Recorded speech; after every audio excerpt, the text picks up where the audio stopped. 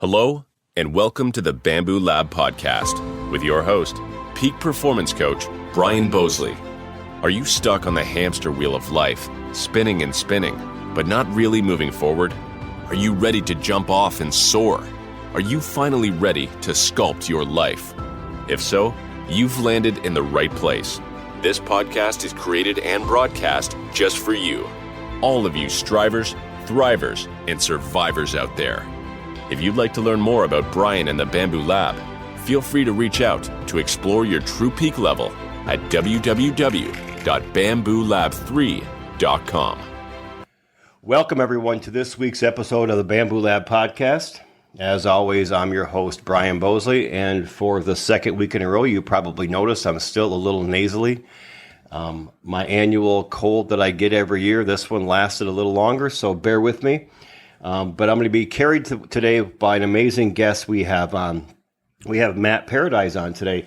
Matt is an award-winning author of Financially Capable, a friendly guide to building wealth or whole health wealth. This guy I had a chance to talk last week over the phone for I think 30 or 40 minutes, and I was so impressed by his story and how he has taken his story and really went out to the world and teaching people financial health. His book is available on Amazon. It's a 5-star rating on Amazon. Again, the title is Financially Capable by Matt Paradise. I'm going to have a show note link to it here, so please click on or go to barnesandnoble.com or amazon.com and please check out his book. But I don't want to talk about that right now because this guy's got such a cool story. Let's get into it. Matt, my friend, welcome for the first time to the Bamboo Lab podcast. Thank you so much, Brian. It really is a pleasure and honor to be here. I'm excited about having a conversation with you today. Well, we had a lot of fun talking last week. I enjoyed it. Yeah, we did. It's a lot of fun. It's so weird, you know. We were Brandon Molnix, for the audience out there. Shout out to Brandon. He connected us. And I still find it so amazing that there are these people out there that you've never heard of or, never would have connected with anyway. And then all of a sudden, you're talking to this guy on the phone, you're going, wow, what an amazing human. And we had such a cool connection, a cool vibe together that I was excited to have you on today. And I made sure I got a little prepared even. I even have coffee, Matt, which I don't drink coffee in the afternoon, but I said I got to keep up with this guy's energy level. So anyway, well, Matt, I got to know, some things about you last week when we spoke, and I've done some research in the past 7 days. But can you please tell us a little more about who you are, where you're from maybe your childhood, whatever you'd like, and then who or what inspired you growing up? Sure. Yeah, thanks for asking. So I grew up in New England. I was born in Connecticut and didn't just learn about survival. I lived it. My parents are still there in Northeast Connecticut, Woodstock. It's a fairly rural area, lots of farms, beautiful land. But we moved there after second grade. My parents wanted to shelter me from the city life. We lived closer to Hartford, which is the capital of Connecticut. So they wanted to bring us into the middle of nowhere so that trouble wouldn't be anywhere around. However, what they didn't realize is statistically, people who live in the middle of nowhere in more rural areas are more likely to get into drugs and alcohol use and abuse.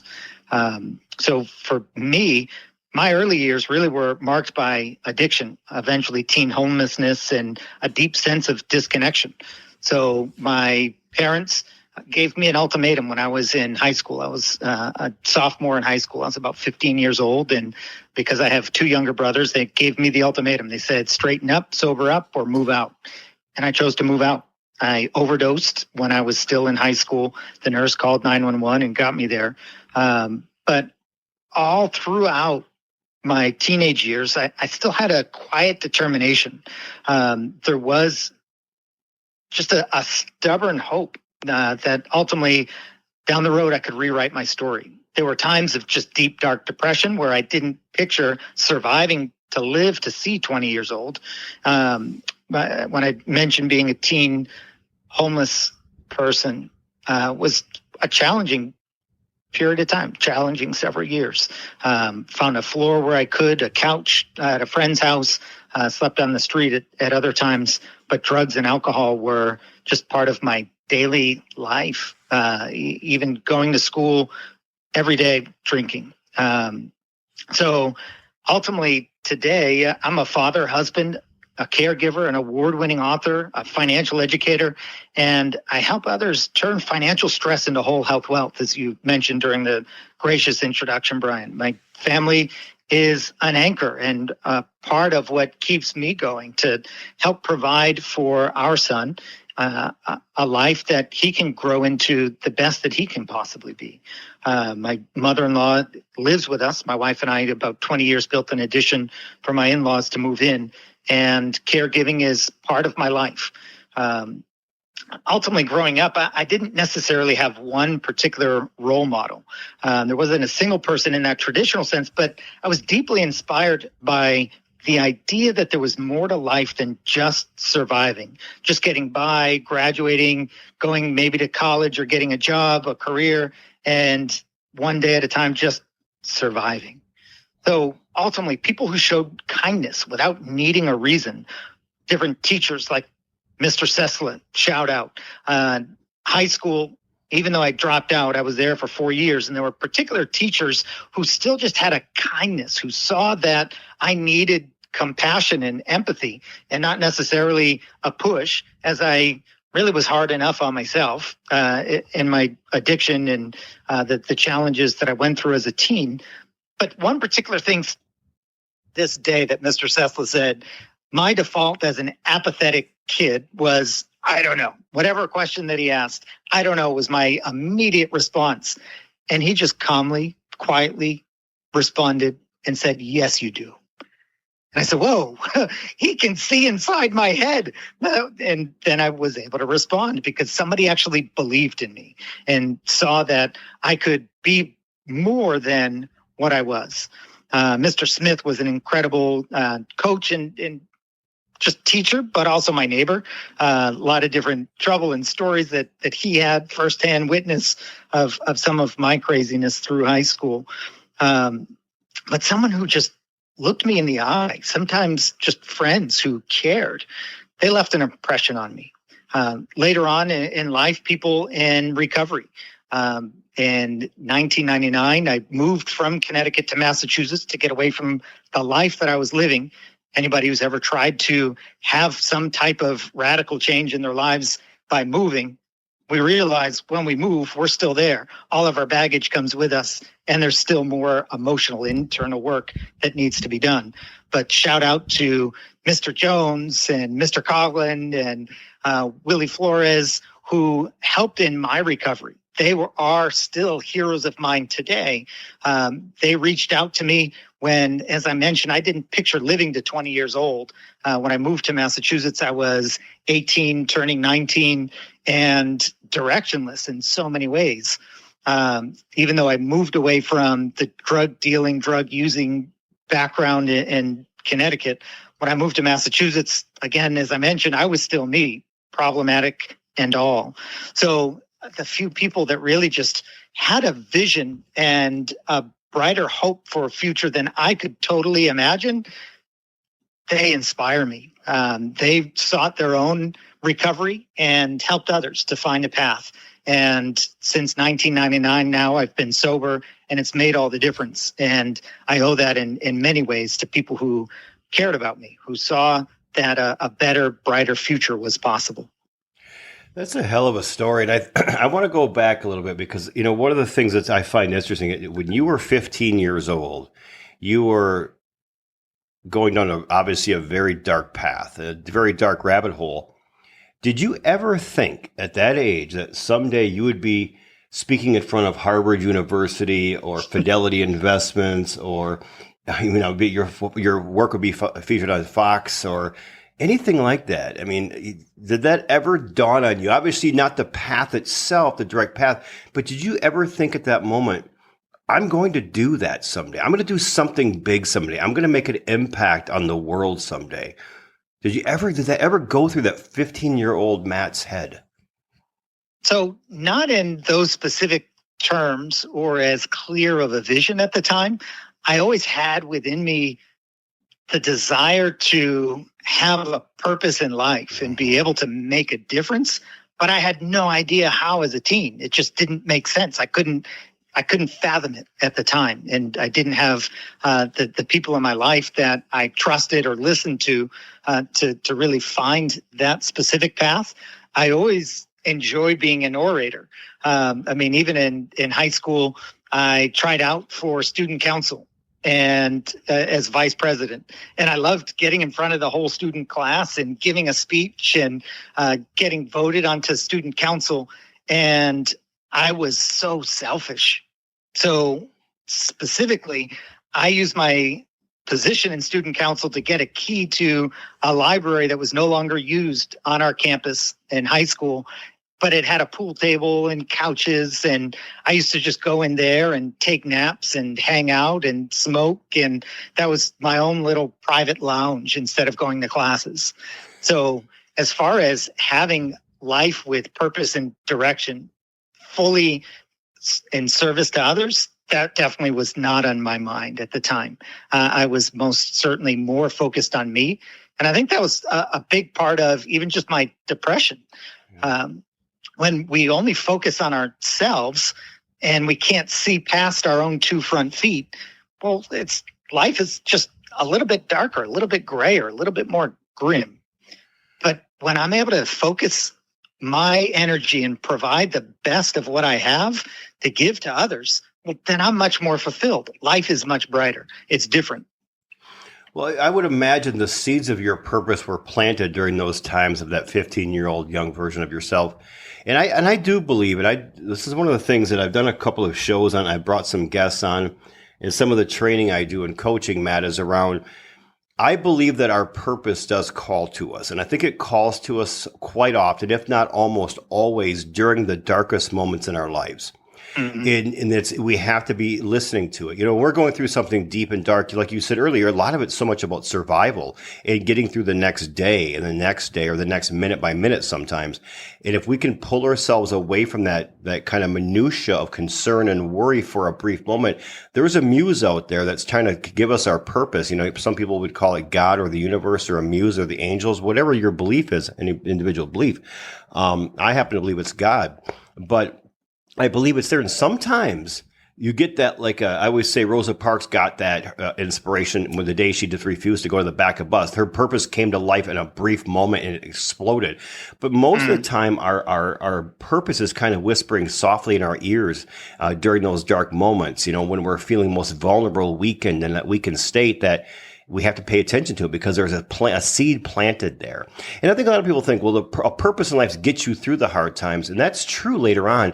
But also it's oftentimes during the hard times when we're at a certain point in our lives where our purpose is actually forged into steel at that time, or at least the seed is planted. And it sounds like it was. You knew there were greater things. You knew you had all this capacity. You just didn't know where it was going to go. And I got to even imagine that some of the street wisdom you collected during that time frame of sleeping on couches and, getting food and things like that, it probably prepared you for a life of what you do now as you're trying to change other people's lives. I got to imagine it gave you some extra competitive advantage, I think I would tend to agree. Yeah. And I think one of the things that comes to mind is perspective. And for me, an attitude of gratitude, because me being grateful has nothing to do with what I do or don't have. But I know what it's like to not have food and go sometimes a couple of days without food. And to have food in my fridge and not worry about where those next meals are coming from, I'm grateful for that because I know what it's like to not have. And I think that those challenges, the difficulties, certainly did bring some perspective to me. There's a particular, I mentioned some of the guys that reached out to me was a Bible-based, so I have a strong faith, which really was, I would say, forged through some of that transition from abuse to sober living. One of the scriptures that really sticks with me is in Psalms 107.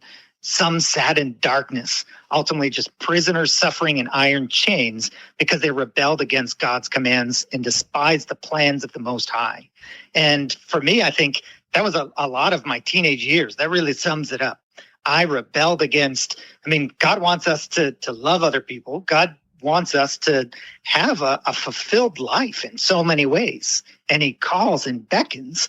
For me, I rebelled against that, whether I rebelled in the form of my parents, teachers, the principal of our school told me, that's beyond help, don't even bother trying, and told me explicitly, education is not about learning. And it reverberates in my mind now. He said, education isn't about learning, it's about conformity. And I said, I don't want to conform to this system. And to me, that was fuel on the fire. But in Psalms 107, it says they were subjected to bitter labor, ultimately. But when they cried out to God in trouble, he saved them from distress. He brought them out of darkness, and broke their chains. And ultimately, God has that ability to break down gates of bronze, cut through bars of iron, free us from chains of, whether they're addiction. Some listeners may not be able to relate to drug or alcohol use. Maybe it's overspending and shopping. Maybe it's porn. Maybe it's gambling. Different process addictions that in our mind still have a chemical reaction that really do enslave us to that particular thing. For me, it was drugs and alcohol. But there's freedom. There's a better way, and I recommend it. It's made all the difference. I couldn't agree more. And I think you could add to that list of addictions now that so many people suffer from is just even social media. The scrolls, the clicks and the scrolling and the fake dopamine that gets released every few seconds when somebody likes a post, or we see another, our algorithm kicks in and something else comes up that we're really interested in. That's an addiction as strong as any other addiction out there. And it's getting more and more evasive in our society. So it's true. I think you're 100% right. It's just, but you kind of did go by that, because I know if I'm a guest out there, they're going, wait a minute. He just talked about being 15 years old and homeless and a drinker and a drug addiction and all that. Are we going to talk about that further in today's conversation, Matt? I really think the audience would love to hear your story more than that, because it's such an uplifting story of hope. Do you think we could talk about that further? Sure. Happy to. All right. Sure. And I know there's some points in the conversation where we can get to that, though. I just want to let the audience know out there, you're going to hear more, because I know one of the things, Matt, we find in this, and all the listeners and subscribers out there, that so many people are coming here to this show for signs of hope. They're looking for a story, a connection. And some people, it could be something, they're already highly successful. Life is overall very good for them. They're conquering life, but they've got some small things they want to work on and tweak, and they need a little boost. For some people, they're starting off with, they're way down the rabbit hole, and they're just trying to cling up that first inch. And so stories like yours give people that hope that if he can do it, hey, maybe I can do it too. And so that's why I think your story is so relevant to so many people that'll be listening to this today. Matt, one of the questions I have for you, over the last year or so, what would you tell us is one of the greatest learnings you've had? There's many. The clarity ultimately is the currency of progress. And I think over this past year, I focused quite a bit on aligning my work with my purpose and defining purpose more specifically as the best of what I have to give to others. And not chasing every opportunity or whim or idea or thing that I get excited, but ultimately saying yes to what serves both others and myself, and thinking about how I can give my best to others. Ultimately, I've learned that financial stress without purpose is just noise, and that ultimately the real wealth is how grounded and connected and fulfilled that I might be in a given day, in a given week. In the past year, I've actually been able to escape being in the hospital. So I know there's lots of different stories throughout my past, but fast forward to the past several years, I was diagnosed in 2019 with bile duct cancer and went through treatments and everything for that. And now this past year is the first year where I have not been in the hospital inpatient dealing with post-liver transplant complications as a result of the cancer. So to have that freedom and have that ability to not be encumbered by am I going to be in the hospital any day now? Am I going to survive past today or this week or this month? Has really been freeing to think about with excitement and renewed vigor how I can ultimately use my life, the lessons that I've learned, the skills that I've built to serve others. What I love about you, Matt, is in today's conversation, as well as last week when we talked, you don't use any of your past or even your cancer experience as a crutch for anything. You really talk mostly about hope in the future, where a lot of people would use that more of not even a moment of pity but some people would, but maybe a baseline for their story where that's just part of your journey. And it's not your journey. It's just part of your journey that you've overcome, and you continue to overcome all these obstacles. I got to praise you for that, brother. Man, that's really powerful. Thanks. I appreciate that. It really is. And I think for listeners, even as we find hope and look for resilience in our lives, it's there. And I think that there's an amazing way that our metal is formed and forged through the fire, through the trials, through the difficulties that we have. And we all have tough stuff. And your stuff might not be the same as mine, Brian. And for each listener, it's going to be unique. But we all have stuff to go through. And the question I've asked myself, even going through the cancer and all of that, is, well, why not me? I mean, people go through stuff. People get cancer. People have heart disease, whatever that it is. People have to suffer through poverty and try to figure out how to feed their family, and times are difficult in so many ways. What I wrestled to hold on to through all of that was the idea that no matter how challenging and difficult it was, I could remain joyful. And joyful, I separate from happiness, because there's that like happy-go-lucky, I have a smile even as I'm getting punched in the face. That's not what I'm talking about. But a joy that is deeper, that's really on a spiritual level, to find joy through the challenging situations, because in large part, that joy, it's part of what completes us through the pain, through the difficulty, the trials and tribulations of life. So that joy produces in us perseverance, and perseverance, character, hope, and hope never disappoints. I love that. It reminds me of that, the old adage that if you took 10 people you know best in the world, or even 10 random people, and everybody put all of their problems on the table, and you could choose somebody else's problems over yours, almost every person would pull their own table problems back up and take them home with them. Yeah. And that's very true. It's true. I always told my son, when as he was growing up, and still to this day sometimes, is we all have something we need to work on. Every person you meet out there has something they're struggling with. We don't want to prejudge another person. We want to show kindness to them because we don't know what they're going through. And at the same time, we want to remain humble because we're going through shit too. We're making mistakes. Yeah. We're going through our own problems. We're making mistakes. And yet other people are going through their problems and making mistakes. And we're really all kind of on this journey together. And it just, our paths are a little bit different, and we're carrying a little bit different luggage and baggage as we go through it, and picking up different stories and wisdom and experiences. But we're all kind of going on a parallel journey in life. Every single human being on this planet of 8 billion people is going through something, and they tend to kind of parallel each other in a lot of ways. That's one thing I've learned by talking to people like you on the show, is it's amazing the similarities that we as a human beings have everywhere around the world.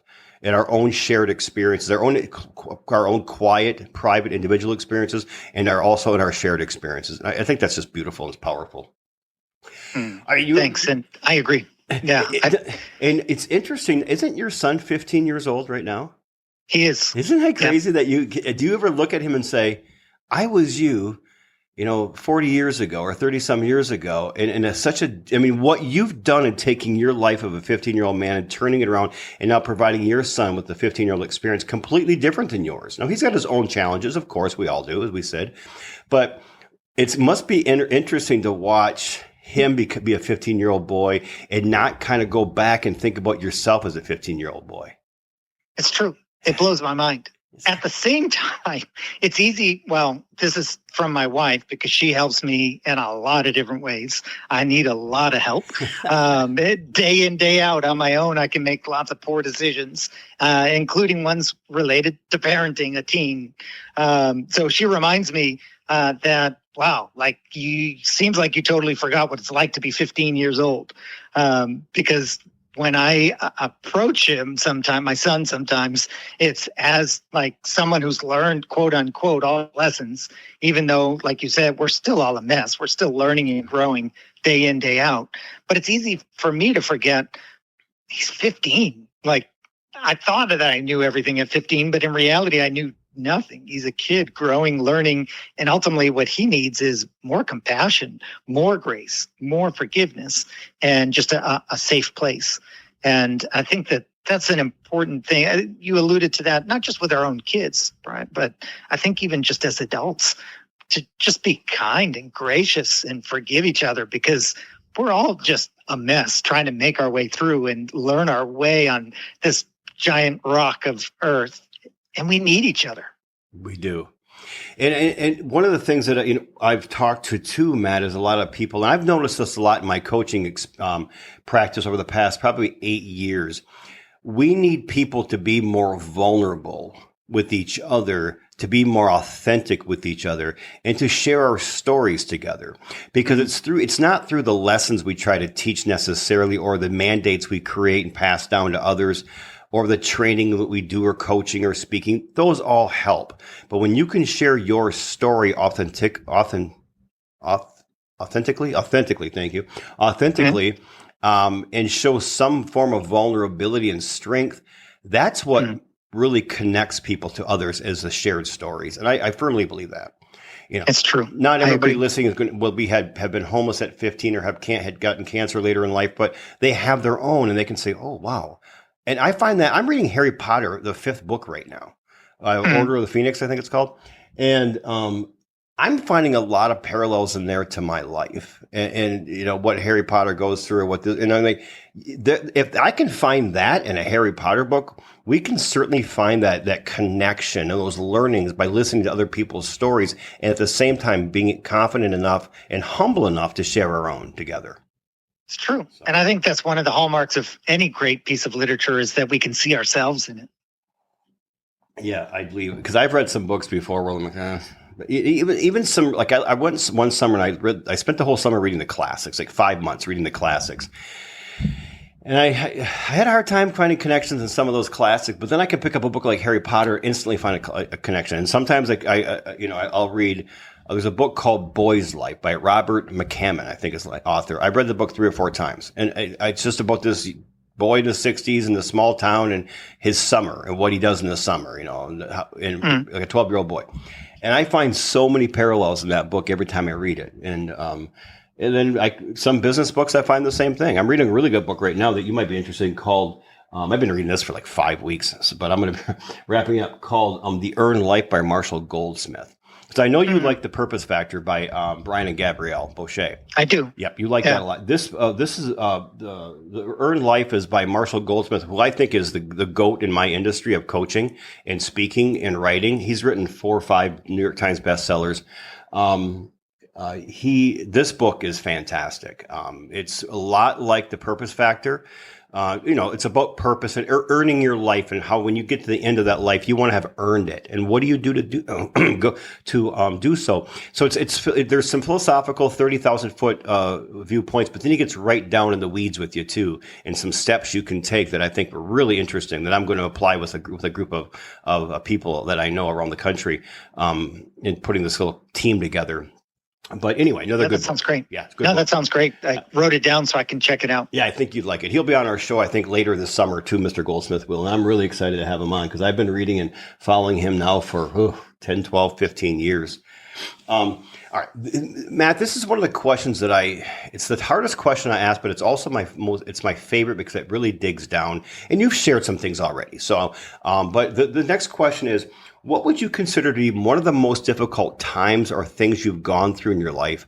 And then can you share with us how you overcame that, how you scaled that wall you were in front of? Yeah, I would say hands down, they're really the two: overcoming addiction and then later being diagnosed with bile duct cancer.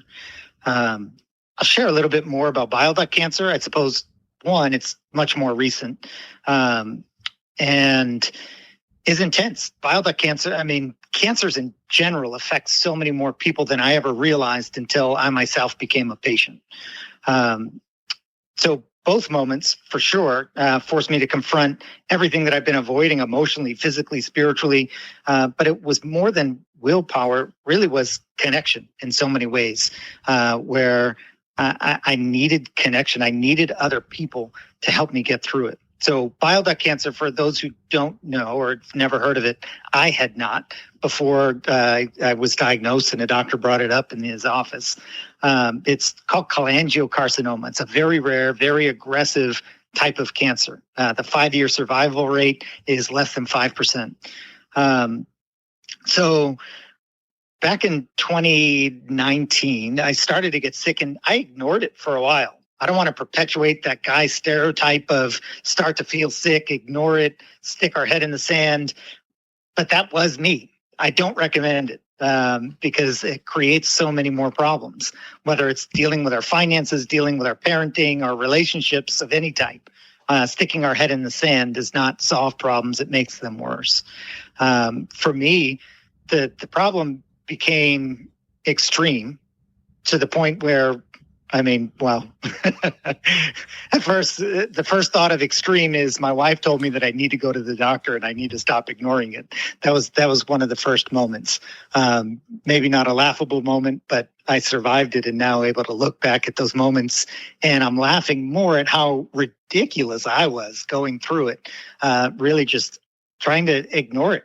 Because first my skin was itchy all over and I just ignored it. It's called pruritus. I was like, oh, well, I was probably just outside in the yard landscaping, doing some, landscaping and just got itchy, some sort of rash that hadn't yet shown itself and dismissed it. I wasn't able to keep food down, was nauseous and became more and more difficult to keep food down. And eventually I was just yellow, neon glowing yellow. So the jaundice took over my skin and my eyes. And that's where my wife said, you need to go get checked out. So I did. And after getting labs and a variety of different things, they still weren't sure exactly what it was.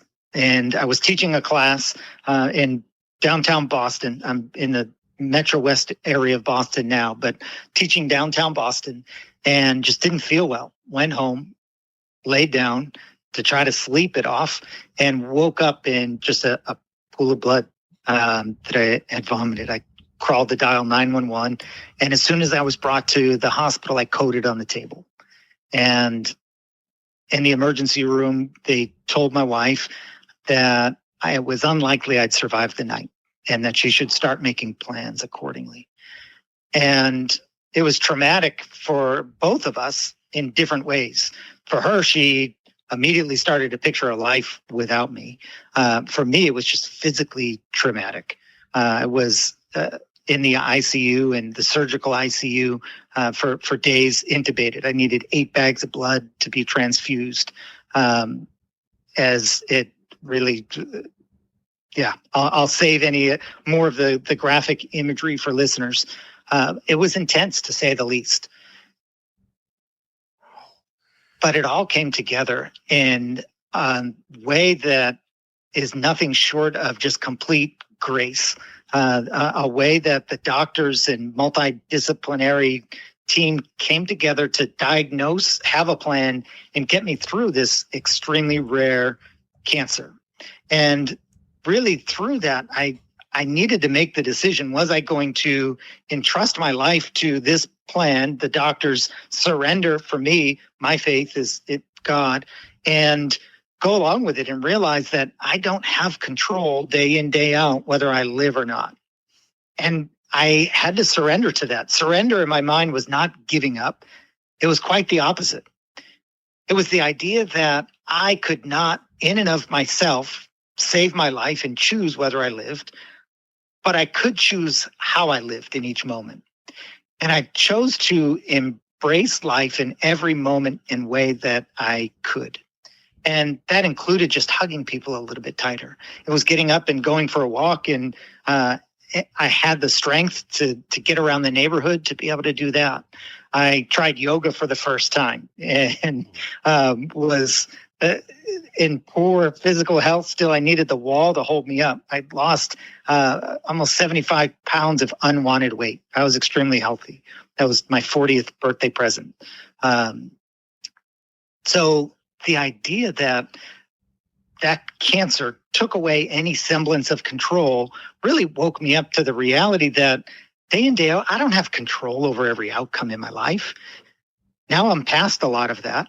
I still don't have control. And to realize that I can control how I react, I can control some of the decisions that I make in my life. I can't control what other people do. I can't control what happens to me.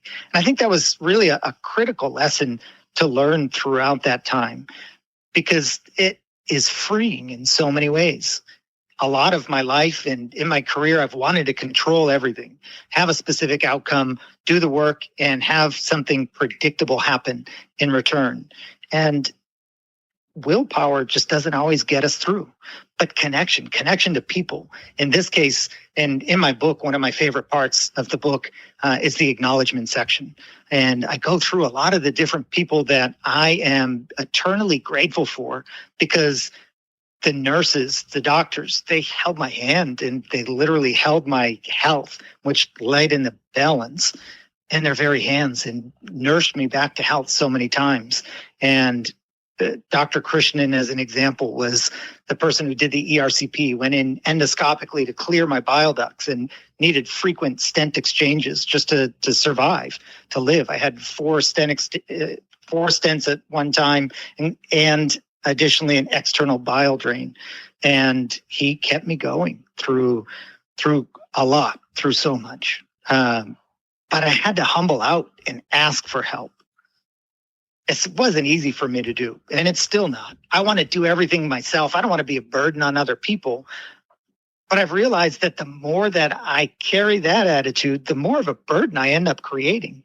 Because one, people want to help. Right. When we think about being seen, being understood, being loved, providing space where we just humble out and allow people even to serve us. For me, it was necessary for my very survival through the cancer.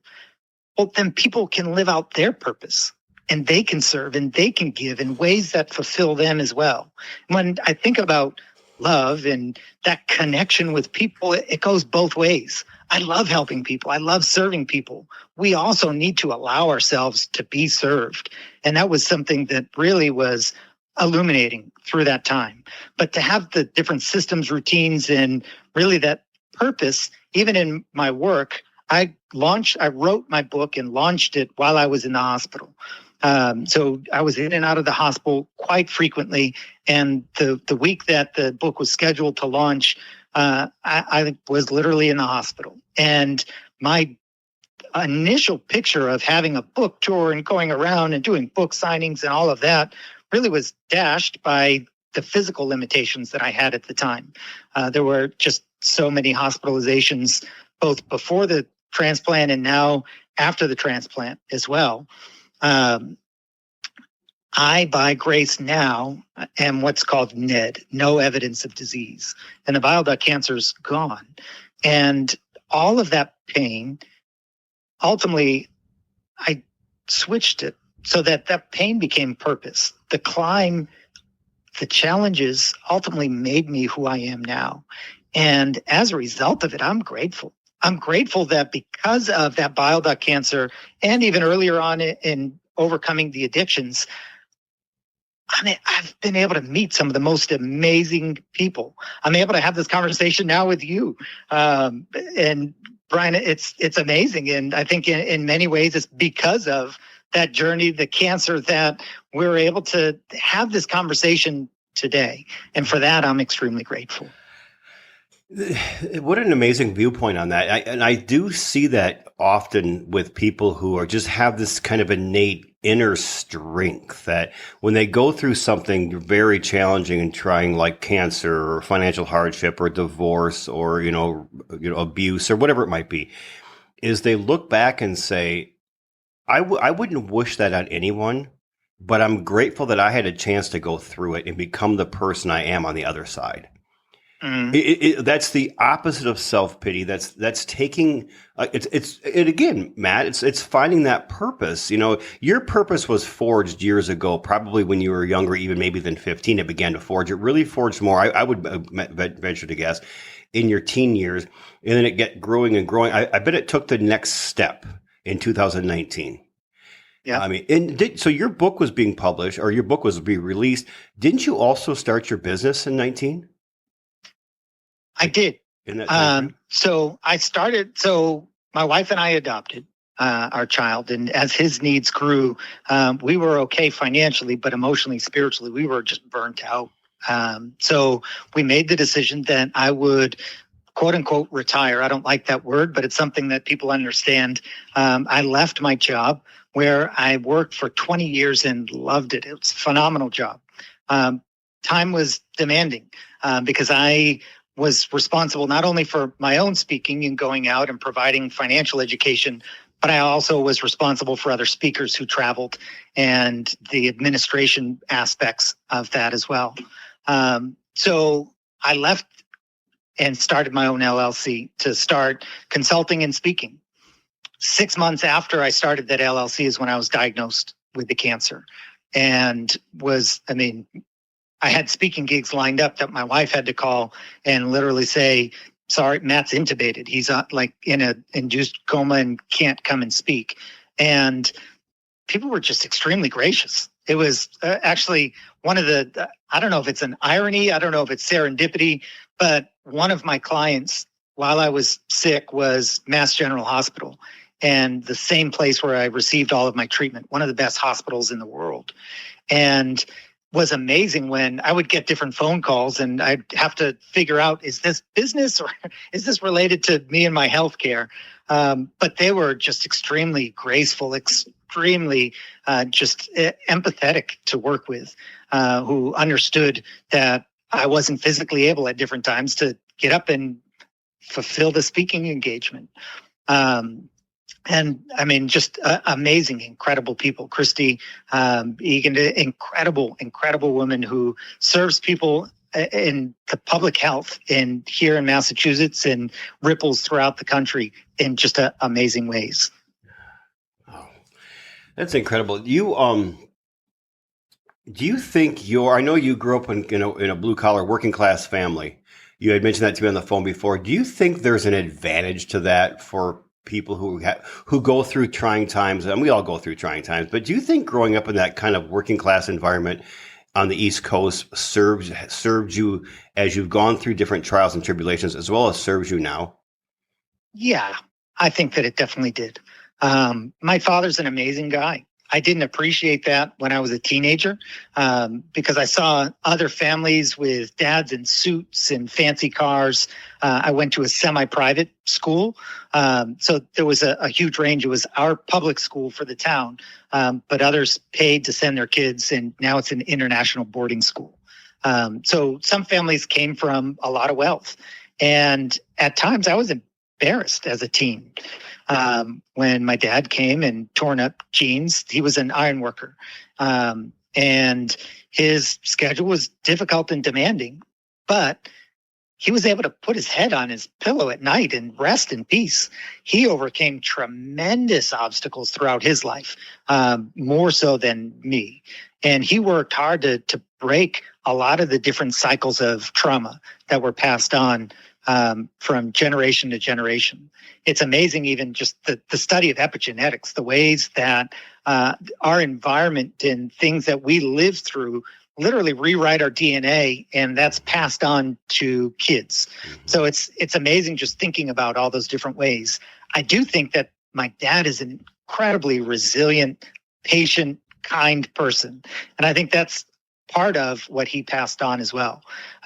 So he at first wasn't accepted by my grandparents, who pictured my mom, their daughter, marrying what they pictured well-to-do type of gentleman. And that was my dad. He came from extremely humble beginnings. He had to drop out of high school to support his mom. He never knew his dad, and his biological dad, his stepdad, was abusive, and still just was patient, kind, and humble throughout. And he eventually, because of that, took care of my mother's parents and really broke through just with loving, patient kindness. But that resilient mindset, I think very much it personified in the workplace. I mean, he was an iron worker. So back really through the 70s was kind of the peak of his work, per se. I mean, he was there for like 30 some odd years until he retired. And at the time, I mean, they didn't have safety equipment or anything like that. Even in the 70s when he first started in ironworking, asbestos blocks that were just giant blocks of asbestos that were cut, and as a welder covered himself for protection with his asbestos blanket. People didn't know then what we know now, and how toxic some different materials are, and the importance of safety to not fall off of huge skyscrapers and bridges and things like that. But that resilience was something that he passed on.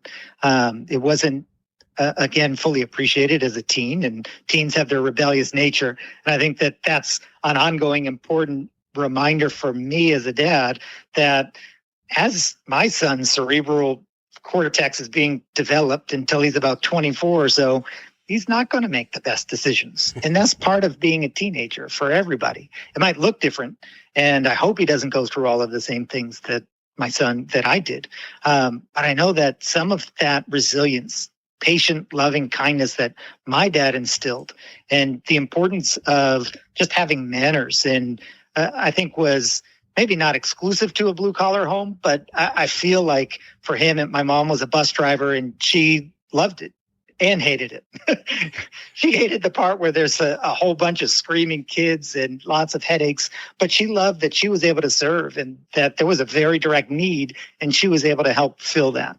It didn't make them lots of money through their life, but they were able to really be proud of their work. To now I look at different buildings that my dad helped build around Connecticut, and if anybody's heard of the Yukon Huskies, for example, the Gemple Pavilion where the Huskies play basketball. So Ray Allen made it to the NBA and the Celtics, and I know now I'm going into East Coast sports, but my dad helped build that.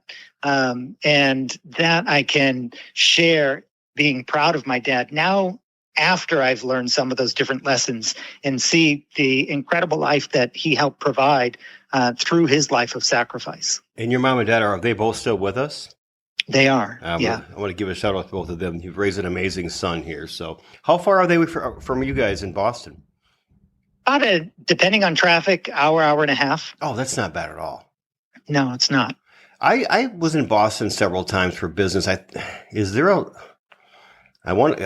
it Union Wharf? Is that a wharf or that I got a hotel always? I think it was Union Wharf, or it wasn't Whalers Wharf, but is there a wharf called Union Wharf in Boston? I think so. There's in Union Oyster House is a restaurant that's here. Okay.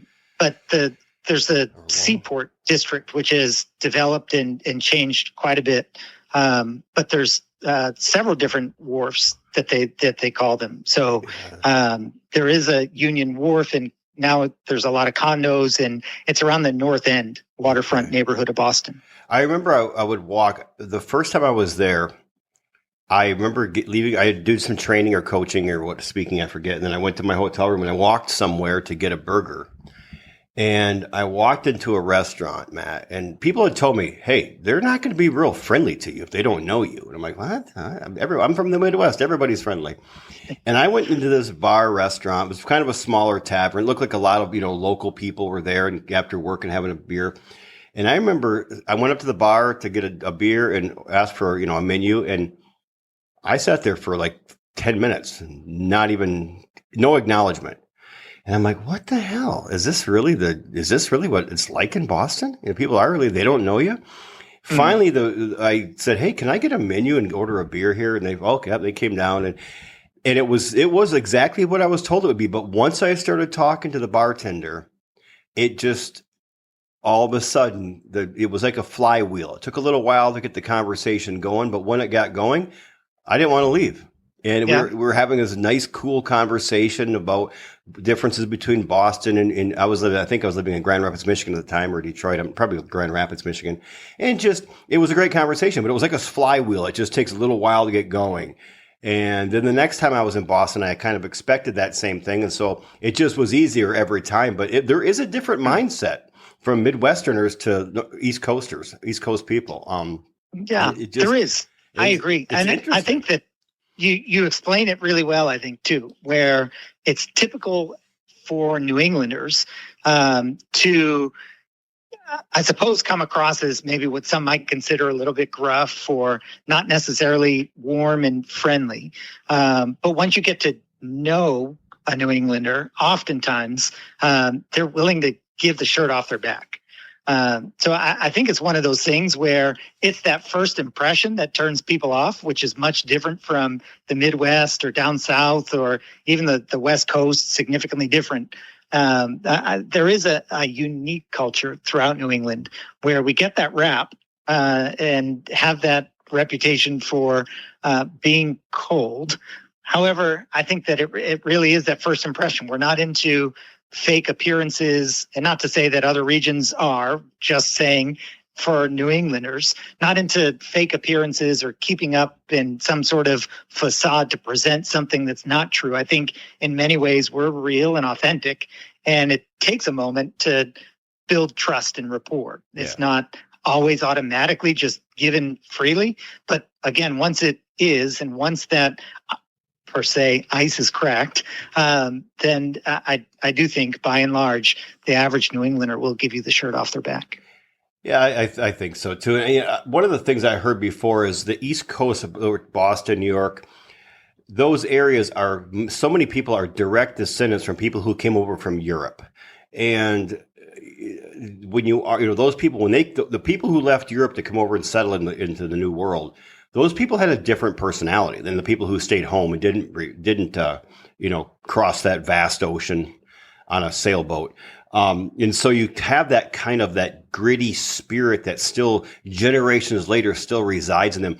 But then that could be true for a lot of people in a lot of parts of the country, I guess you could say that. But there seems to be a more I don't know, just that they seem to be more directly related to those immigrants or those settlers, I should say, that came across, 300-400 years ago from the old country to the old world. But I don't know if there's any truth that I've heard that said a few times, and it makes a little bit of sense. So. Yeah, I think even just the grittiness, I think is a character trait that is shared among many New Englanders. Yeah, I think you're right. Matt, right now, as you're progressing in life and you obviously you've overcome some challenges, you're doing some great things personally and professionally. What do you consider to be a victory or a win for you? I think a lot of different things. I think of the first thing that comes to my mind is Nelson Mandela has a quote, and the importance of celebrating even the small victories. For me, a win ultimately is watching someone light up because they believe that they can take control of their life again. So whether it's a college student realizing that they're not really bad with money or that they have a brighter future than they might have felt in the moment, or a leader recognizing that financial wellness is key to their team's success, those moments ultimately do light me up. They're wins that I consider personally really just showing up fully, whether it's in work as a dad or in service to others. And I mentioned in there just a leader recognizing financial wellness being a key to their team's success. That really is such a huge issue in the U.S.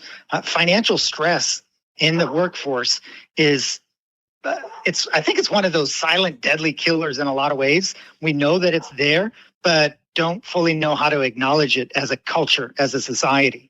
But to put a number on it, it's estimated that in the workforce, financial stress costs U.S. businesses an estimated $4.7 billion in lost productivity every single week.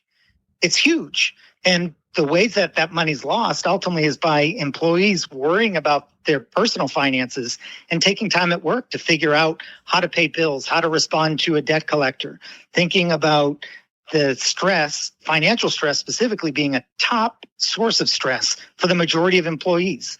According to one wellness survey, 57% of employees consider finances as their number one stress. So working with a team to see that, realize that, acknowledge that, and that financial well-being directly is tied to a lot of detrimental health concerns, lost work, and ultimately the bottom line from a leader's perspective. You know, it's interesting. There's another statistic out there that I've shared many times on the show is that 55% of American workers are disengaged in their jobs. It meaning they're good employees and they want to become better, but they're stuck on some hamster wheel in their head. And that correlates so well with 57% of employees say that financial concerns are the number one, or financial issues are the number one stressor. I mean, that number is pretty close, 55 and 57%. It's true. Yeah, I didn't know it was that big. Wow. Hey, is that Odyssey we hear barking in the background? It was, yeah.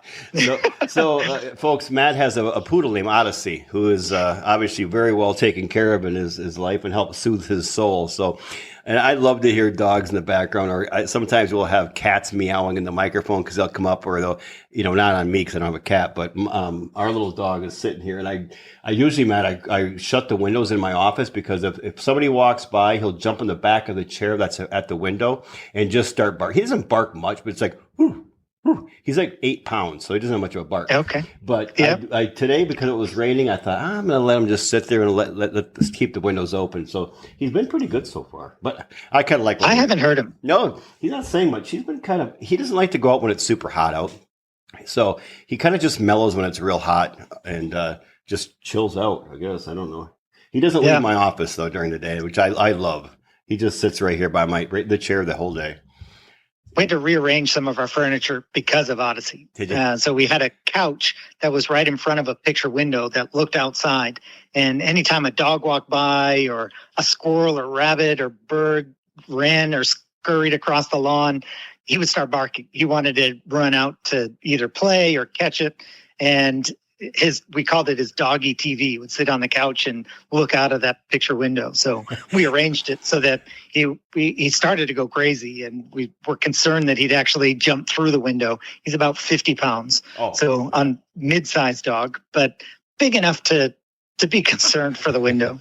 Well, a year ago I would have said, Matt, you're crazy for rearranging furniture for your dog. But I can tell you, when I moved in here in this condo in Wisconsin, getting this office, the den prepared to be an office. And one thing Jackie did say was we have to have a chair there at all the time because Cooper likes to get on the back of the chair and look outside. So I would have my office rearranged differently if it wasn't for this big chair in front of my window, but it's not going anywhere now. Now I see the value of it because he likes to sit on the back, and he can't see out a window, unless he can get in the back of a chair. He's only 8 pounds. So, Okay, Matt, this is my favorite question to ask anybody.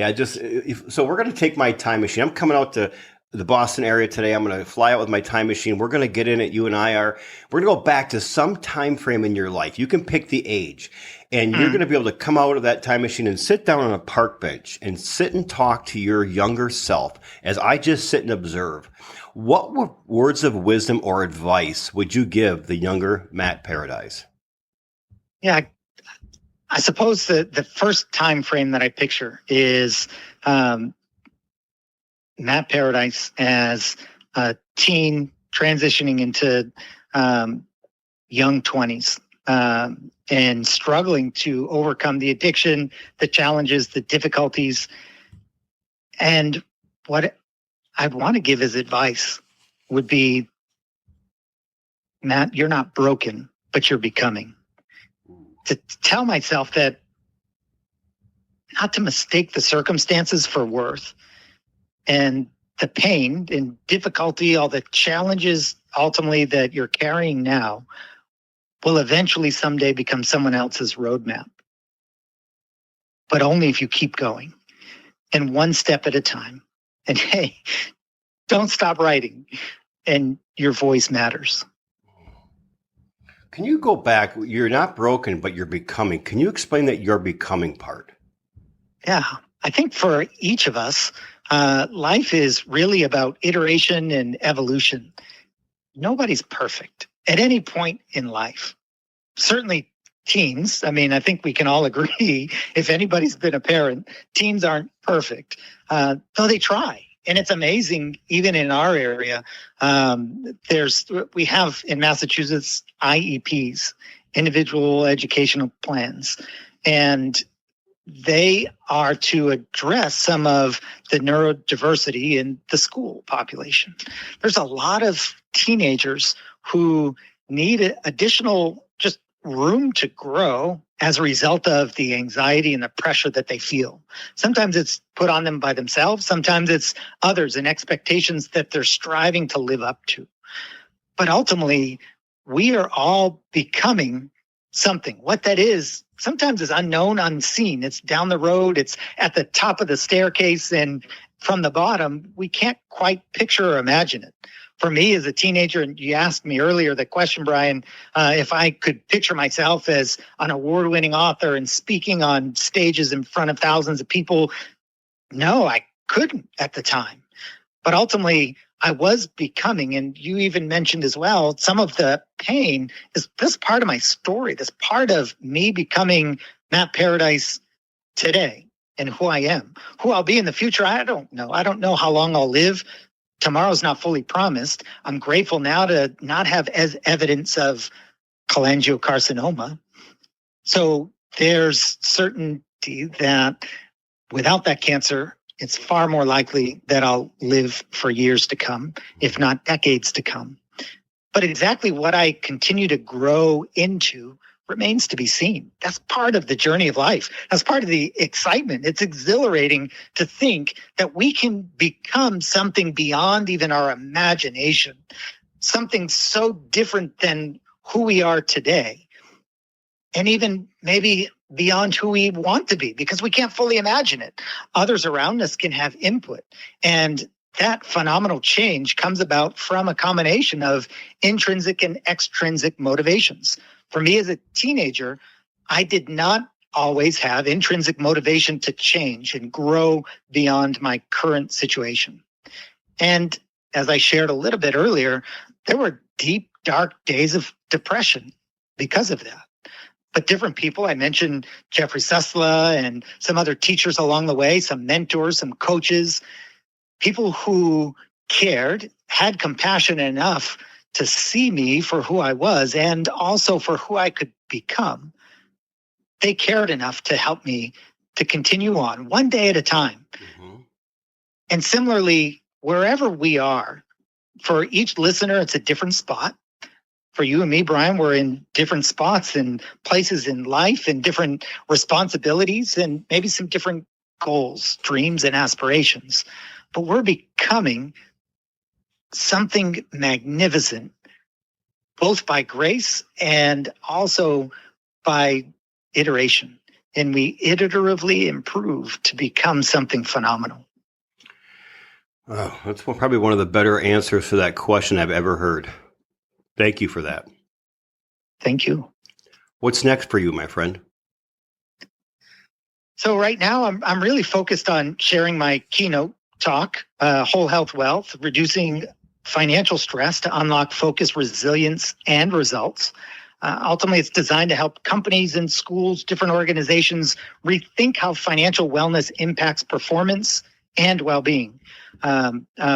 Really building a platform to reach more people with the practical tools to go beyond just budgeting. When a lot of people hear that word financial management or personal finance or budgeting in my book, I call that chapter the dirty B word. It's dry, it's boring, it tells us what we don't want to do, how much money we don't have, and the sacrifice we need. We don't want to do that. That's stressful. But beyond budgeting, tools that restore hope, restore clarity, and increase capacity. I like that phrase, whole health wealth. I think that kind of gives it in reading the reviews that people sit on Amazon, there is a lot of amazing reviews on there. Very well written, long reviews too, where a person puts some thought into it. It seems like that book is really resonating with a lot of people.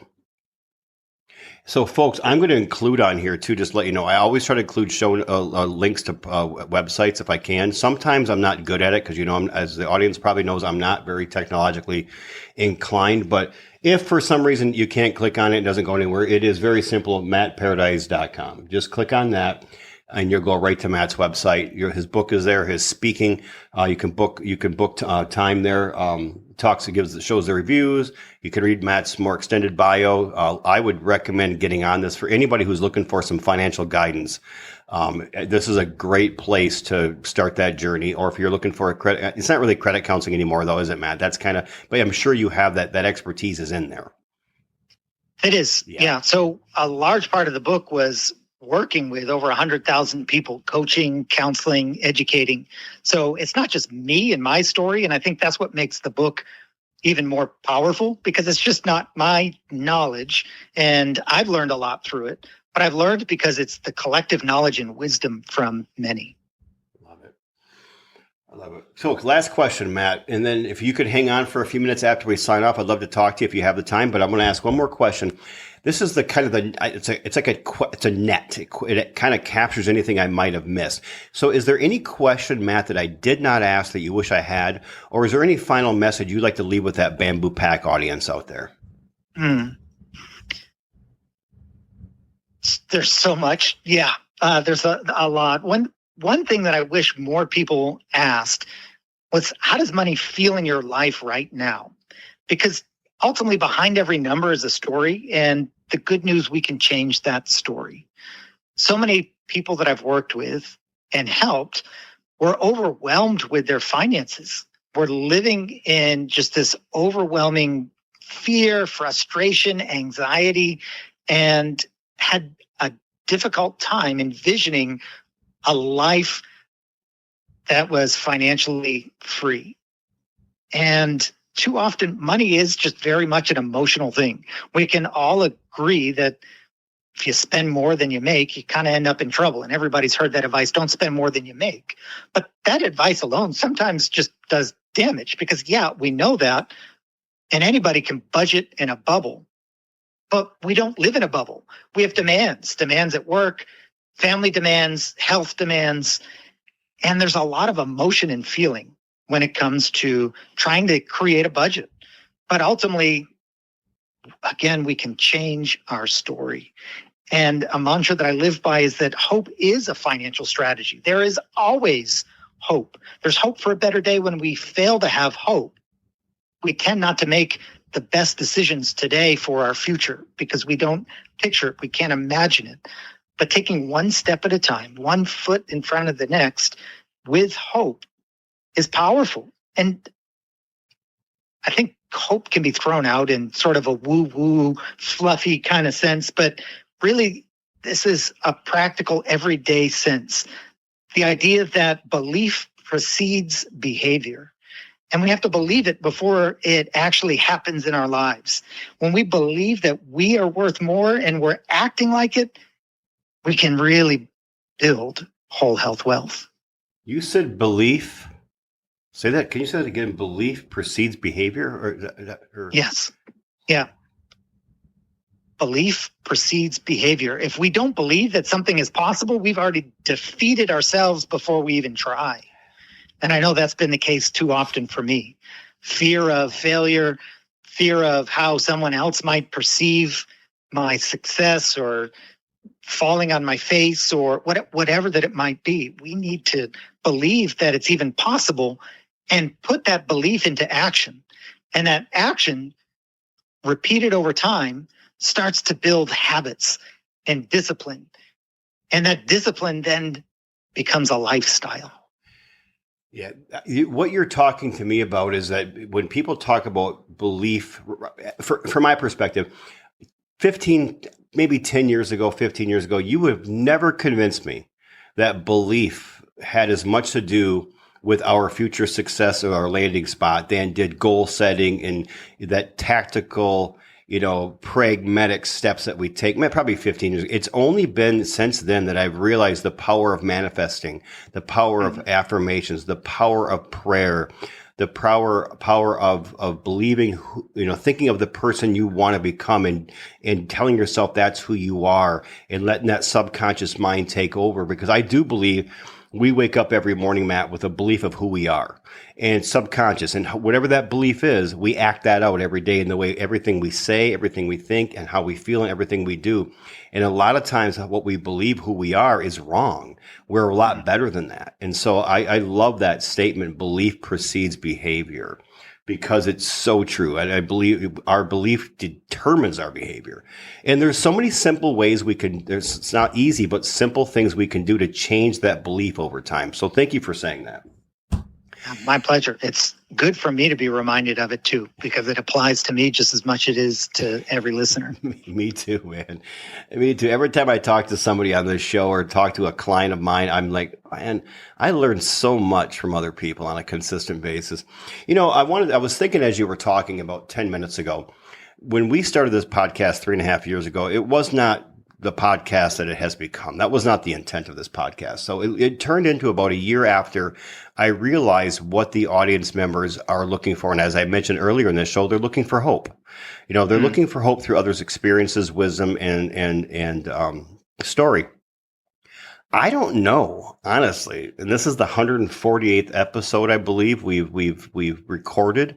I don't know that there's been one other story that has exemplified the term hope more than this one. I don't think there has been.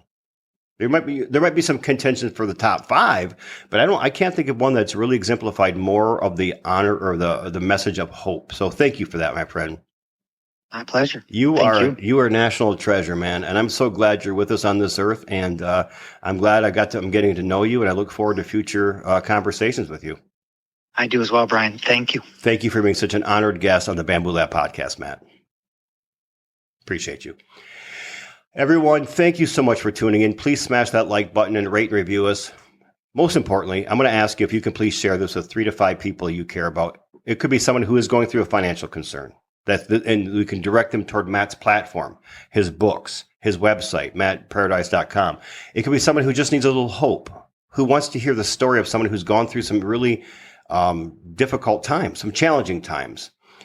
Some may be self-inflicted, some not. And he just continues to rise, Matt does. When we hear the stories like Matt's, we become better people. It teaches us that we're honored to share this earth with someone like Matt. And it teaches us that other people are honored to share this earth with ourselves, with us.